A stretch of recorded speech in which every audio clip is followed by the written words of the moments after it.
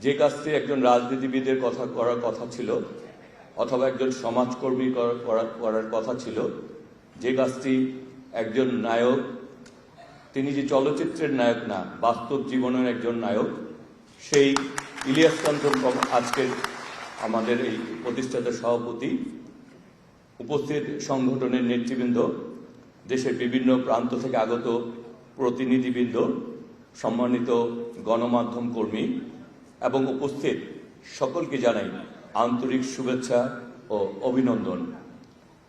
আজকের এই তাৎপর্যপূর্ণ আয়োজনে উপস্থিত থাকতে পেরে আমি আনন্দিত, সম্মানিত বোধ করছি। নিরাপদ সড়ক চাই নিশ্চয় 11তম মহাসম্মেলন 2026 উপলক্ষে আমি সংগঠনের সকল সদস্য, শুভানুধ্যায়ী এবং দীর্ঘ 33 বছর ধরে নিরাপদ সড়ক আন্দোলনের সঙ্গে সম্পৃক্ত প্রত্যেককেই আন্তরিক অভিনন্দন জানাই। নিরাপদ সড়ক কেবল একটি দাবি নয়, এটি প্রতিটি নাগরিকের জীবনের অধিকার নিশ্চিত করার প্রশ্ন। একটি সড়ক দুর্ঘটনা শুধু একটি প্রাণী কেড়ে নেয় না, একটি পরিবারকে সুখাহত করে, একটি সমাজকে ক্ষতিগ্রস্ত করে এবং জাতীয় অর্থনীতির উপর দীর্ঘমেয়াদী প্রভাব ফেলে। তাই সড়ক নিরাপত্তা নিশ্চিত করা আমাদের সকলের সম্মিলিত দায়িত্ব।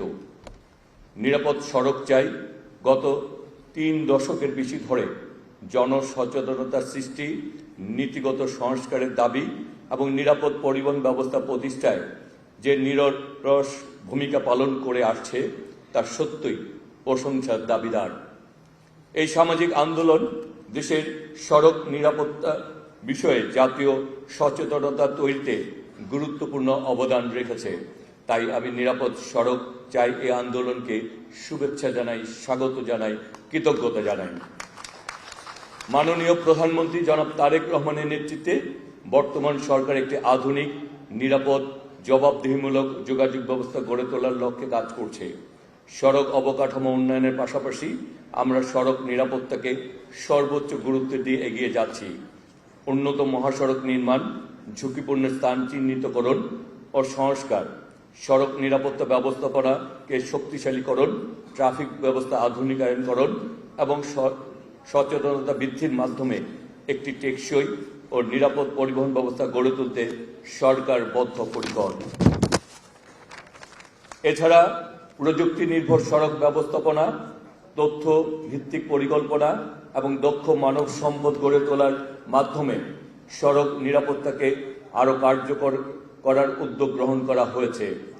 সড়ক নির্মাণ, যানবাহনের ফিটনেস, চালকদের প্রশিক্ষণ ও লাইসেন্স, পথচারী বান্ধব অবকাঠামো এবং দুর্ঘটনা পরবর্তী জরুরি সেবা সক্ষমতা বৃদ্ধি, প্রতিটি ক্ষেত্রে সমন্বিত ও দীর্ঘমেয়াদী পরিকল্পনা বাস্তবায়নে সরকার অঙ্গীকারবদ্ধ। আমাদের লক্ষ্য শুধু দুর্ঘটনা কমানো নয়, বরং একটি নিরাপদ, সুশৃঙ্খল ও মানবিক সড়ক সাংস্কৃতিক প্রতিষ্ঠা করাই আমাদের ঐকান্তিক ইচ্ছা। সরকার একার পক্ষে এই লক্ষ্য অর্জন সম্ভব নয়। আইন প্রয়োগকারী সংস্থা, পরিবহন মালিক, শ্রমিক, প্রকৌশলী, শিক্ষা প্রতিষ্ঠান, গণমাধ্যম, সামাজিক সংগঠন এবং সর্বোপরি সাধারণ জনগণের সবার সম্মিলিত অংশগ্রহণ ছাড়া নিরাপদ সড়ক প্রতিষ্ঠা সম্ভব নয়। আমাদের প্রত্যেককে ট্রাফিক আইন মেনে চলতে হবে, দায়িত্বশীল আচরণ করতে হবে এবং অন্যকে উদ্বুদ্ধ করতে হবে।